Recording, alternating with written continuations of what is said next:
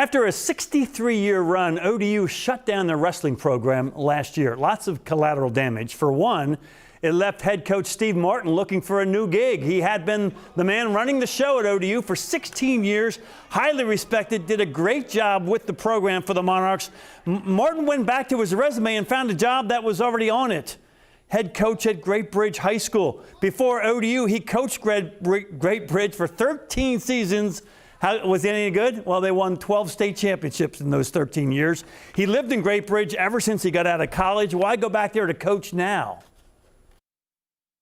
The community is pretty much the community, the tight-knit support. I mean, they really care about wrestling. The thing he loves most about coaching back at the high school level is the chance to mold young men.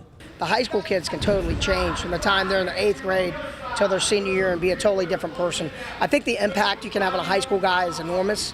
Martin is not afraid to get down on the mat. He can be pretty intense. You gotta come back behind him. It seems to pay off in the long run. If you can get through this program, I mean, we are a year-round program, you're gonna know how to work. And workers generally win in life. Steve's son, Max, is a state champ in the 120-pound weight class, and he's now a senior. His dad had him wrestling at a young age, of course. A lot of the time, he's pushing me more in a way that a usual father figure wouldn't. More grueling, harder, but also more loving. Simple question for everybody else on the team. What's it like to be coached by a legend?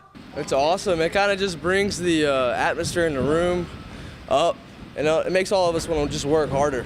One thing Coach says about the Great Bridge program is that the wrestlers know the expectations are pretty high.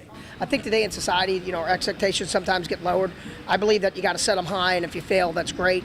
You know, if you set them high, you know, you might end up here, but here is pretty darn good.